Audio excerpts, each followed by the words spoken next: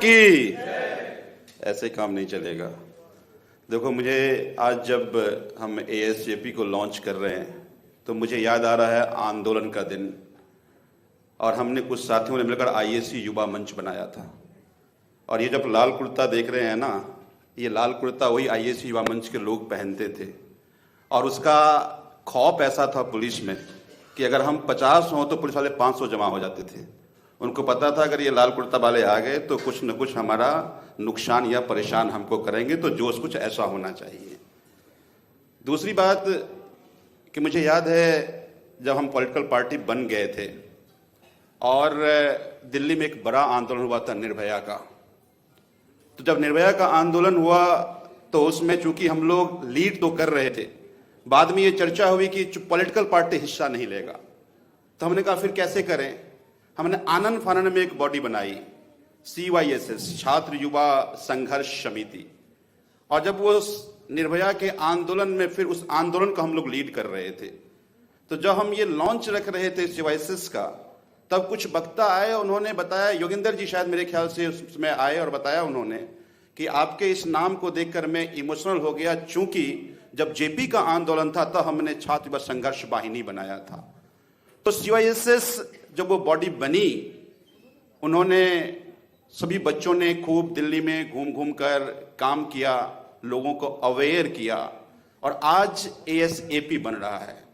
और ASAP के सभी साथी यहाँ पर मौजूद हैं, जो पदाधिकारी हैं वो मौजूद हैं। मैं मानता हूं कि आपकी संख्या बहुत बड़ी है, जगह छोटी थी, तो आप सब लोगों को ये लिमिट करना पड़ा कि आना किसको है। लेकिन मैं ये मानता हूं कि जब ये ASAP संगठन बन रहा है तो ASAP केवल राजनीतिक प्राप्ति का मंच नहीं होना चाहिए। ये ASAP एक क्रिएटिविटी है ना, अल्टरनेटिव पॉलिटिक्स की बात करे। क्योंकि देश में दुविधा ये है कि नैरेटिव जो ऊपर बनाने वाले लोग हैं वो बहुत होशियार हैं, अपनी नैरेटिव पर देश को चर्चा कराने के लिए मजबूर कर रहे हैं। और मैं राजनीति में हूं, और उसके बाद बहुत बड़े बैंकर ने एक व्यंग में कहा था कि राजनीति एक खेल है, चालाक खेलते हैं, मूर्ख पूरे दिन चर्चा करते हैं, तो उनको पता है कि चर्चा क्या करवाना है।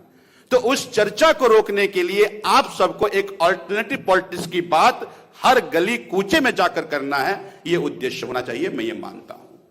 तो मुझे पूरी उम्मीद है कि जब आज ASAP को हम सब लोग लॉन्च कर रहे हैं और आप सभी छात्र यहां बैठे हैं, इस देश का दुर्भाग्य है कि टॉप 200 के लिस्ट में देश का एक भी यूनिवर्सिटी नहीं है। तो यह मुद्दा बने, यह जिम्मेदारी ASAP की होनी चाहिए। और मुझे पूरा विश्वास है कि यहां जितने भी पदाधिकारी बैठे हैं, इसकी संख्या बड़ी करके दिल्ली नहीं पूरे देश में ऑल्टरनेटिव पॉलिटिक्स को लेकर जाएंगे। बहुत बहुत धन्यवाद, ढेर सारा आभार। एक बार फिर से बोल दीजिए, भारत माता की इनकलाब। दोस्त जोश नहीं दिख रहा है, कैसे काम चलेगा? फिर से बोलो, भारत माता की। बहुत बहुत धन्यवाद।